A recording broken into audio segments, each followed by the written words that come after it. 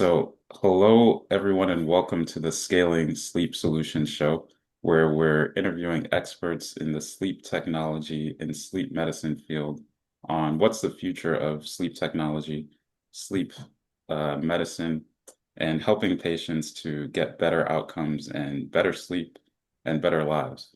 And so today I'm joined with someone who I'm really excited to chat with, somebody I met recently. And she has a take, I think she has a unique take on the future of sleep technology and particularly for sleep technologists. So Kelly Gladden, I'm glad to be chatting with you. How are you doing today? I'm well. Thank you so much for inviting me on your podcast.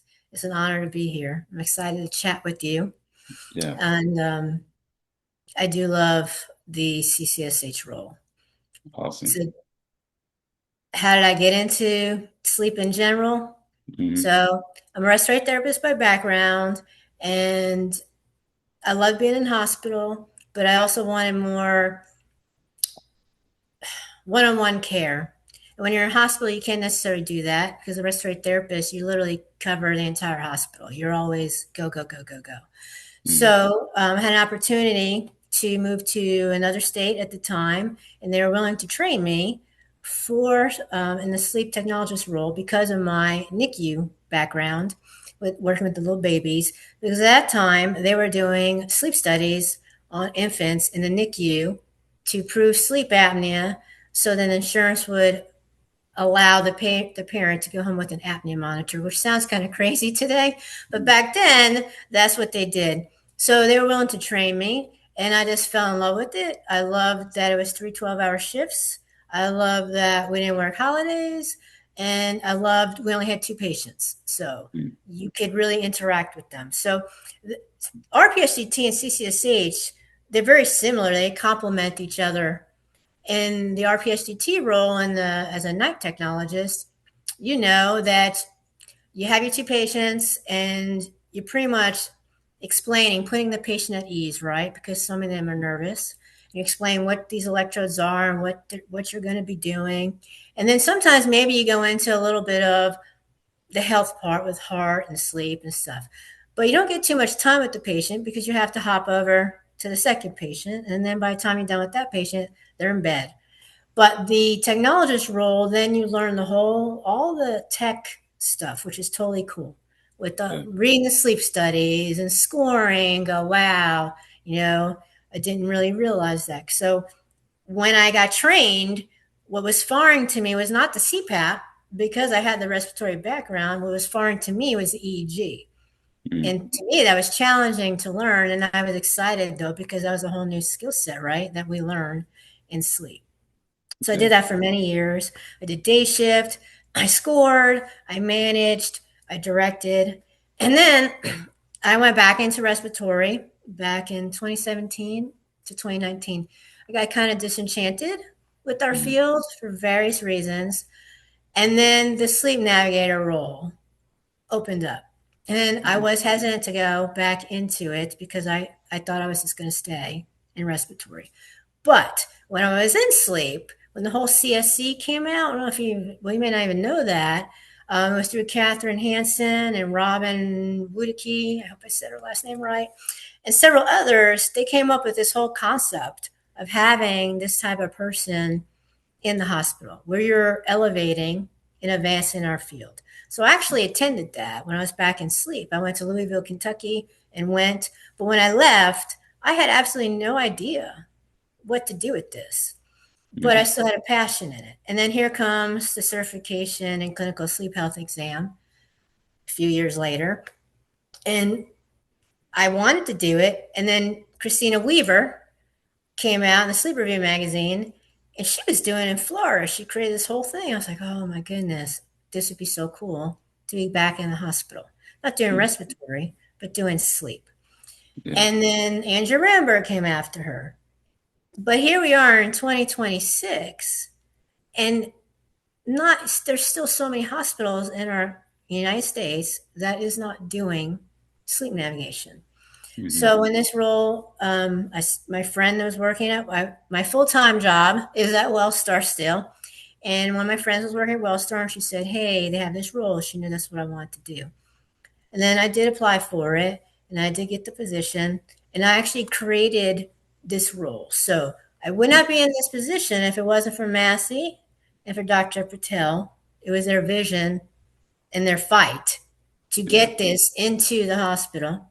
And then when I got hired, he said it hasn't been created yet.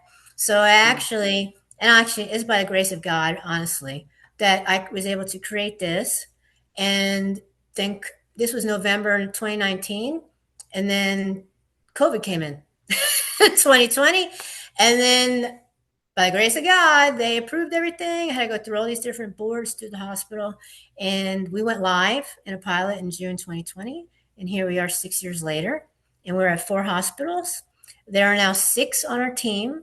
So we just grew our team, which I'd love to see happen many other places to elevate our field. So we have one navigator at each of the 4 hospitals. We have an implant navigator. I'm trying to get her to come on my podcast because she doesn't exist. I'm not aware if anyone has one of those. An Are you implant navigator. aware? An Yes. implant that's like any sort of implant or a particular type or Yeah, any sleep implants. So Inspire, and then the Genio is coming out, so she'll be handling that. And then I forget the name of it. There's another one coming out, Lenovo or something like that. So she'd be handling all of that, which is awesome because then because I've been helping her lately, try and catch up. It's almost like she's a manual remote patient monitoring without their actual software. So hmm. it'd be great to get her software at some point. But the patients love it because when I call them, they're so appreciative after 30 days. Hey, how you doing? Are you feeling okay? How you doing the stimulation? So Yeah. that's what she does. And then we have the sixth navigator, and he's helping the 2 busy hospitals at this point because actually they could use a part-time because they have so many patients at the larger hospitals. But that's only because we need to hire one more. And we're very particular about who we have on our team. So once Hmm. we have this other one, we will go to our largest hospital, hopefully this year. And then we'll be at 5 hospitals. So Wow. it's pretty exciting. Yeah, so I gathered that from your so for context, I found you through the AAST website. And funny thing, we're sleep technologists and we're talking about sleep technology, but me and Kelly were talking for about 5 minutes and I realized I wasn't recording. So even though we're sleep technologists, we still have technical tech issues. So, but for context, I discovered you through the AAST website. You did a webinar on from RPSGT to CCSH. And just a month and a half, we crossed paths at the AAST annual meeting where I first heard of the CCSH and the Sleep Navigator. So that's what really, really got me wanting to speak to you to understand more about this because the I think from the perspective of a lot of sleep techs who I talk to, who I know, it's kind of diagnose, like do the PSG, give the CPAP. That's kind of the workflow, which you kind of alluded to. You see 2 patients per night. Then maybe you see them back for a CPAP, but that's about the end of the role, maybe managing a lab. But the sleep navigator role seems so unique because there's the long-term patient care beyond just the diagnosis and the treatment. So can you tell, I know you said you're the one who invented it. Can you tell us a little bit about how that happened, how you created it, and about what the sleep navigator role is? So when I created it, I had an idea how I wanted to do it, but you have to literally create the flow sheets and everything in your electronic medical record system. So we have Epic. Most hospitals have Epic, but they have other ones. But it doesn't matter what you have; you can still create within it. But you have to go through. Every hospital is different. But in my hospital, you had to go through 3 different boards or wards. You had to do the cardiology, so it can be a little intimidating because you have to present to all the cardiology team throughout the entire healthcare system. And if you're a large one like ours, that's a lot of people. and you have to really promote and advocate why this should be in the hospital.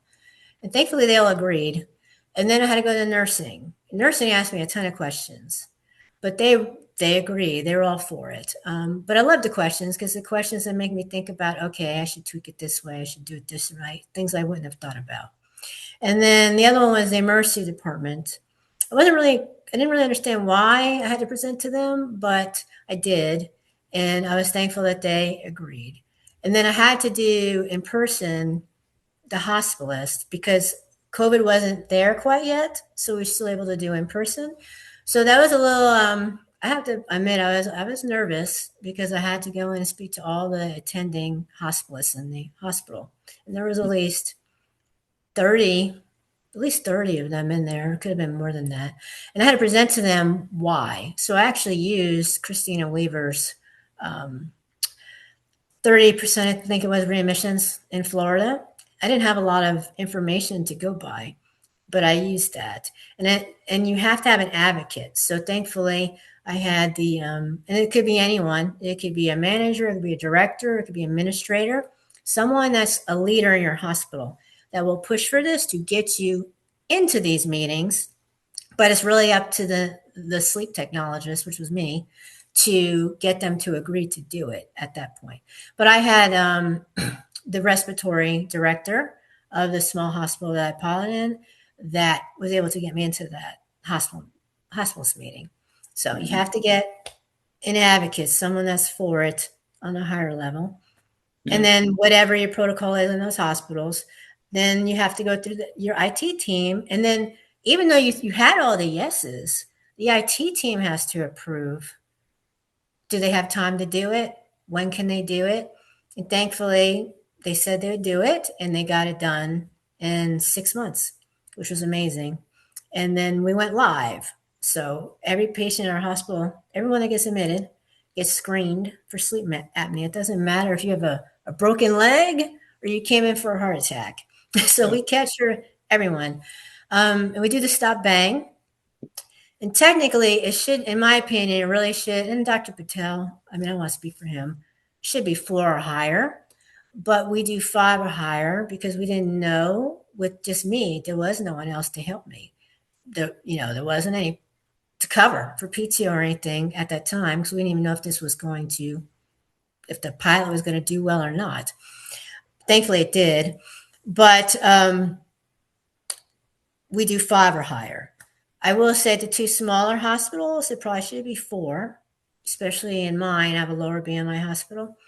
But when I presented it to, when we were at the 4 hospitals, and I asked the IT person, my navigator IT person, I said, hey, can we make 2 of these hospitals 4 and the other 2 leave at 5? Because if we go 4 at the larger ones, you literally would need 2 people. They would have difficulty keeping up with. I mean, that's how many people screen positive. They're all in the hospital. I don't know why more hospitals are not doing this. They're literally right there for everyone to educate. Yeah.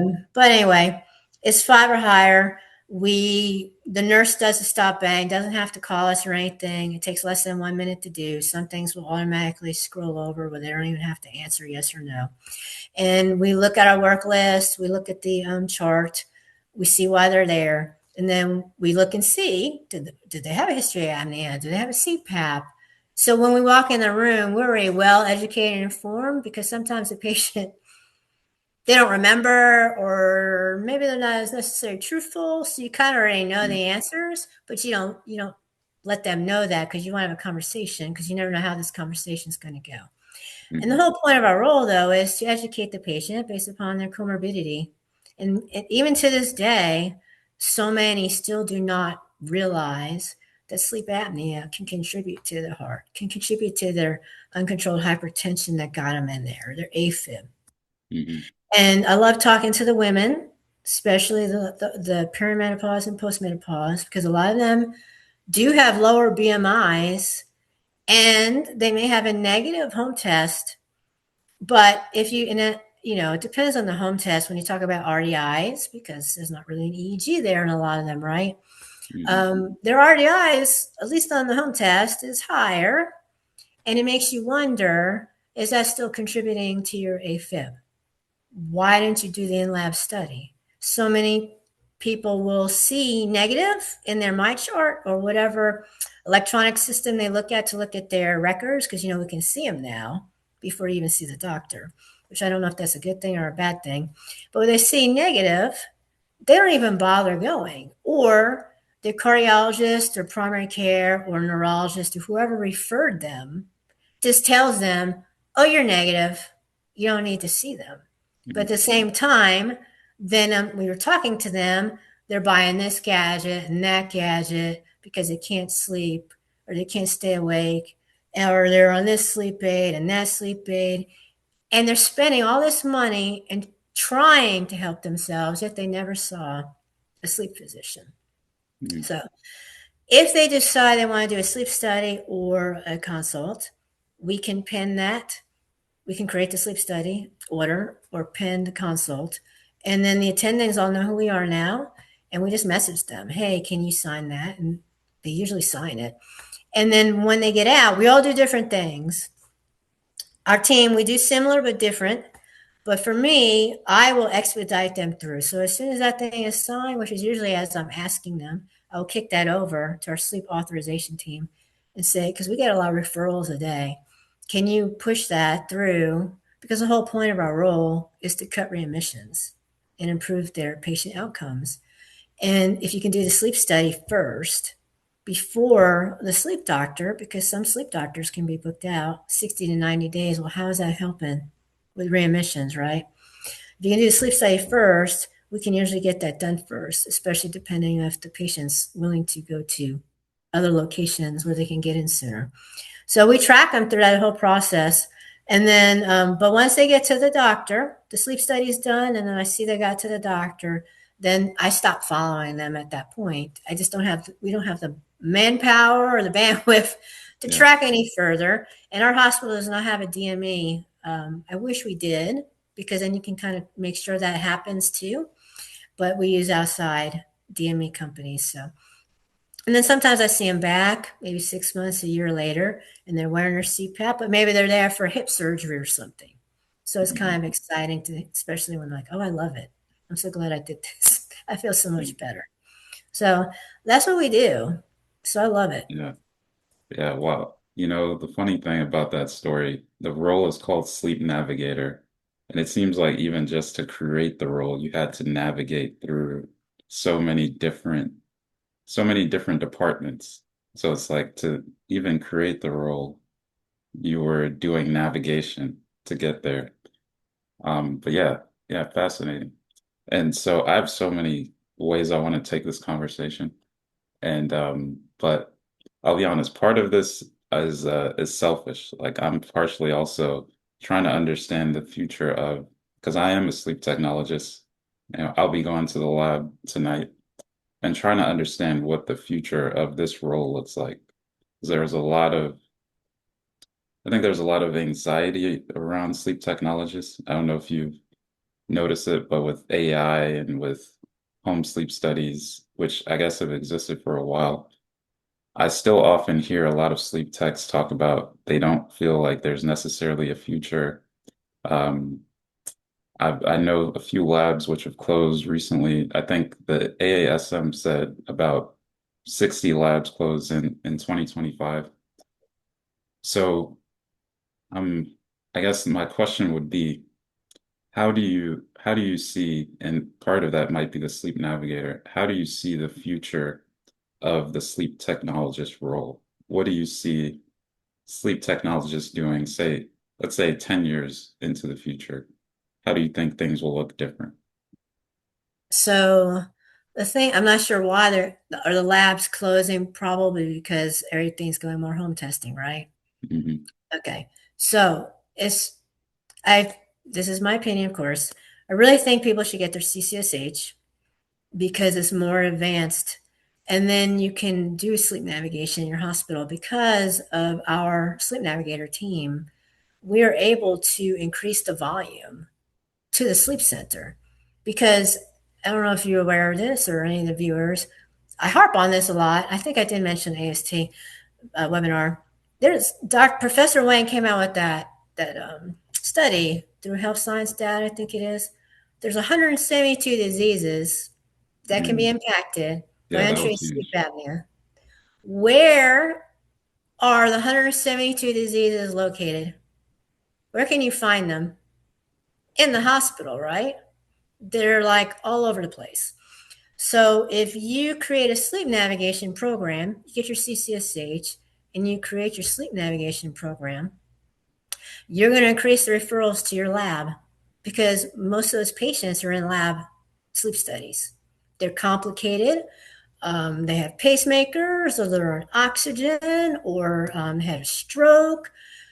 Now, some heart failure I heard they're not always getting to the lab, which is sad to me because this whole central sleep apnea and stuff. And many of my heart failure patients go home with a life vest, so I feel like they should be in lab sleep studies. But you have a whole population of people that are in lab. So Massey has said, my boss has said multiple times when he even speaks at conferences that our team increased the in-lab sleep volume. Now, granted, some of our patients do end up being home tests. Like if they're just there for uncontrolled, uh, they call it hypertension urgency or emergency. If they're there just for that, or they're for DKA, diabetic ketoacidosis, because of their diabetes, and they don't have anything else severe going on with them, they're most likely not going to be an in-lab, but they're going to be a home test. So we bring in volume. We bring in volume to the in lab. We bring in volume to the home test. We bring in volume to the sleep physician's office with the consult. And then hopefully that patient likes whatever treatment they end up using and they follow back up. So that's a long term. I only care about the patients, but when we speak, we do have to speak money, right? In Mm. order to get things approved. That's revenue to that, whether it's a pulmonary practice or neurology, whoever that sleep doctor is, that's extra revenue to them. So it's a revenue maker. So 10 years from now, I would love to see so many things. But Yeah. one thing is, I don't know if you're familiar, there's an advanced practice respiratory therapist, and those respiratory therapy, they have to get their master's, and they're pretty much like PAs in a hospital. Mm. So why can't we have an advanced practice? Um, Everyone has different names. Advanced practice sleep navigator, or advanced practice, as Donnie and I say, clinical sleep health practitioner. Why can't we have one of those at some point? I'm not sure if you're aware of this or if your viewers are aware of this, but the Society of Behavioral Sleep Medicine is coming out with a new exam, hopefully next March. And I may say it wrong because I didn't look it up before I came on here, but I think it's the Certification Sleep Health Navigator. And we actually had Dr. David on our podcast, and she's one of the people that was leading it. So they could check out that podcast just to listen to her so she can Mm. talk about it. But that's going to be exciting because I like to see what happens with that. Could you use that in that way at some point? I don't know. But there's only 7,500 sleep physicians in the United States. So if there's only 7,500 sleep physicians in the United States, and we're already having issues now, right? Seeing patients. Some of these doctors are on 3 months, 6 months, even a year. I heard some. Well, why can't we get some type of advanced, even more advanced, and help out in that way, right? Mhm. So Yeah. I see that. Yeah, I think just from that, I see so many opportunities. Like one thing that just stuck out to me is this idea, because that was going to be a question, but you kind of answered it, is like whether or not the CCSH was only for sleep techs in hospitals.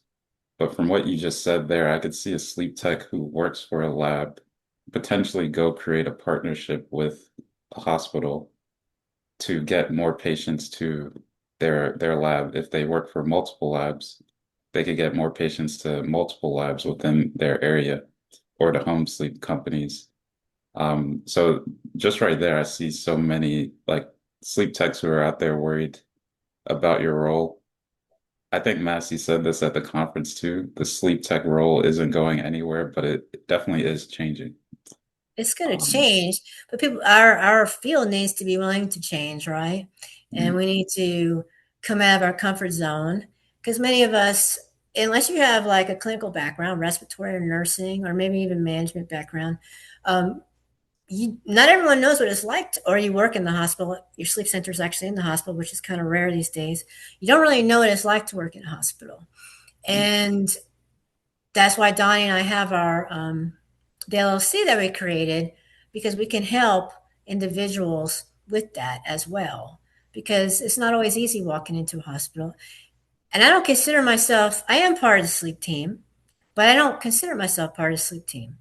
I consider myself part of the hospital because once you're a sleep navigator in the hospital, you are part of that hospital. You're embedded within them. You interact with everyone from nursing, respiratory, wound care, PT, OT, environmental services, the maintenance guys or gals, everybody.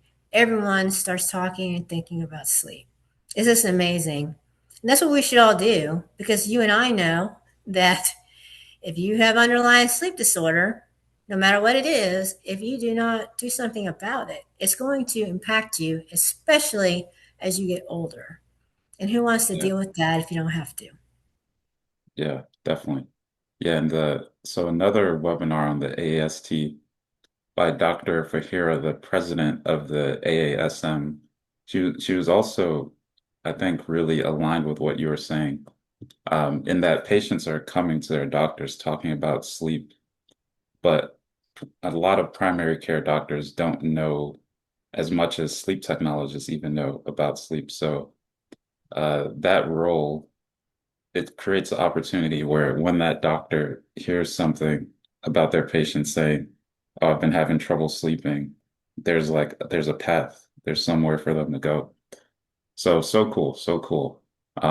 But so you mentioned it, and I kind of looked at your website, but I'm curious to hear more about what you just mentioned, what you are doing with your LLC with your partner in crime, or your The partner in crime. partner in CCSH. So yes, so Donnie Brown, Mrs. Donnie Brown Hill, and I co-founded Clinical Sleep Health Consulting LLC. It was really her. She kept saying we should do this, we should do this, and we eventually did it. So we literally became official last July, but we didn't announce it until after Labor Day. So we're not even a year yet. So we've been tweaking it here and there, just trying to figure out the best way to do it. So, but our goal is it'd be nice before I retire to see at least more than that, but I'd love to see half the United States have an inpatient sleep navigator. They're out there. I still don't know who all these fellow coworkers in a way are because I consider all of us like one big team. I don't know who they all are. I also don't know what kind of navigation are they doing because we can really learn from each other. But I'd love to see this in at least 50% of the United States before I retire Yeah. because you hit on it too with the primary care. So the other part of our role is we're like salespeople. So when we have any downtime, we round. Either we round on our own or we round with some of our business consultants on all the different practices and we educate their staff about sleep apnea, the importance of doing the stop bang, because that's what we do at our hospital system, and screening everybody. So some of the practices and within WellStar have implemented the stop bang, and it is actually part of their, when you get your physical, it's part of their questionnaire in the MyChart app that we have to fill all these questions. That's because of the sleep navigators that happened. So everyone should think big and broad, and if you hear no, then you go another way because someone's going to let you in. So yeah, if a sleep navigator can do that too. And then you go into the community, we do community events and people hear that way. So there's always ways to do that. And why can't we do outpatient? There's lots of us doing remote patient monitoring. Mm, So I think anyone that's nervous about losing their job or something, they shouldn't be, but they need to be staying on top of the times and they need to start getting the CCSH. And then if this new credential comes out from Society of Behavioral Sleep Medicine, look into it, see what it's about, and consider doing that too, because this, I think this is going to open lots of things. But back to my company. So we Well, offer many different. I do want to say you between you, Massey, and other people at the conference, I'm totally persuaded. I'm studying for the CCSH right now. Yeah, so you have to let me know when you pass because I know you Yeah, will pass. You need to message me or something. yeah, for sure. I love it. All Yeah. right, awesome. So our company. So there's some people that may be doing sleep navigation in a hospital, but maybe they want to do it a different way. They can always reach out to us. Maybe there's some that want to do it and they're hitting obstacles and they're not really sure how to even get it approved. They can reach out to us. Or maybe there's some that want to do it and just have completely no idea how to even get started. They can reach out to us. I do have a book and it's on Amazon. It's a I had it because I always forget my memory. A diary, Build and Grow Hospital Navigation Program. I have a book is on Amazon. I had the ebook, and I recently, not too long ago, put the actually hard copy on because someone reached out to me and said, "Hey, can you do the hard copy?" The reason why I didn't because Amazon's a little complicated to do that, but I got it on there. So the book really explains my whole process of how I did it. And then people can get that if they want or reach out. And then whatever it is that they would like to do, then we'll help them because Donnie and I's goal is to help elevate everyone, our entire field, and rise up and Mm, even go beyond what I'm even saying because we are very talented and very intellectual group of people, and you met a lot of them ASM. I'm sure you did. There's no reason why any of us cannot think beyond. It's more than running sleep studies. If people like to do that, that's fine, but always have a backup plan if something does change. In lab's never going to go away, mhm. but things are going to probably change with AI and things like that. Yeah. Yeah. Wow. Yeah. So to navigate this conversation towards its conclusion, I'm practicing my sleep navigator. Something you hit on that I wanted to come back to, and I think you also spoke about it in your podcast with Miss Donnie, is you mentioned by the grace of God that you were able to, that all of this was able to go through. And I thought that was an interesting point to make. So I'm curious how you've seen that. Have you seen miracles or things that uh, you feel like you wouldn't have been able to do on your own in this journey? That's a good question. No one's ever asked me that before. Mhm. So, all of us, we all have our crosses, right? Some of us have smiles on our face all the time. All of us have something that we struggle with or something that's happened that could traumatize people, all different horrible things that we all carry. And sometimes we think we can, depend on our personality, we think we can control things, especially for type A. And I am type A. And I always think, if I do this and that, I always think I can control it. So certain things happen in my life. One thing happened in 2011, another thing happened in 2015. And after the 2015 one, I just said, God, I just give it to you because I cannot control anything anymore. I truly give up. And I started going back to church because I wasn't going to church for various reasons. And I started going back to church in 2018. I was being called back to church. And I fought it and I fought it and I fought it. But I went back and I haven't looked back. I did a Bible study with a bunch of ladies through the church I went to, and it just hit me. So, yes, sometimes my type A personality still comes out, but every time I try and think I can control something, I've stopped now and I say, stop, stop. Because if God wants me in a certain way, even if I think I should go that way, somehow He's going to knock me back. He's Yeah, going to knock me back down and say, yeah, what are you thinking? So I try not to get myself too far to allow Him to knock me back. So I try to listen more, pay better attention. I feel like now, I think all of us have signs. We're just so busy sometimes we don't always hear it or see it. So if we just slow down a little bit, um, we'll see certain things that maybe we should be doing, and maybe we're just so afraid to do it. Honestly, ain't everything Donnie has challenged me on, I've been afraid to do, but I pushed myself to do it because I felt like maybe God was telling me to do it. Yeah. Does that answer your question? So I give it to God. So by grace of God, to me, the old Kelly would have said, "Oh yeah, that was all me, David. That was all me." Mm. But the Kelly from 2018 says, "No, only God did that." I mean, COVID literally was coming in, and I actually went live with this during smack dab in Georgia. It was all over here in June, and I went live. Mm. And the nurses were kind. Everyone was stressed out. You didn't know, honestly, if you were going to live or die as a healthcare worker. But that's why I say that. Yeah. Wow. Me, he controls everything in my life, Hmm. good or bad. Yeah. No, I love that. I love that because it is a kind of overwhelming task sometimes looking at the healthcare in the USA. And I love that because it shows like we have we're going to need some miracles to create solutions for the problems of today. So I really appreciate you sharing that aspect of what's your divine partner that you're working with. Um, so other than that, Kelly, this has been an awesome conversation. I've got so much from it. I think a lot of sleep techs and people within sleep, within hospitals are going to get a lot out of this.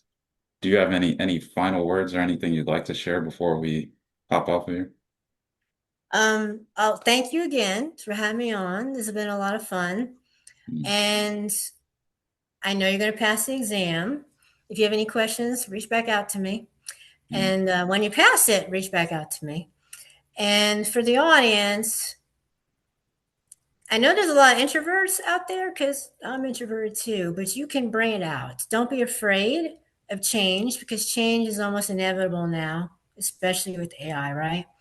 Don't be afraid of it, embrace it. And if something does happen where you do lose a job or something, that's okay. It's horrible. I'm not going to kid you. It's horrible. As I've been through that, it is horrible. But you get back up, and that might have happened on purpose to get you to a better place.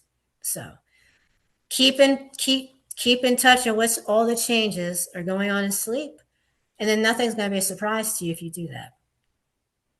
Yeah, awesome.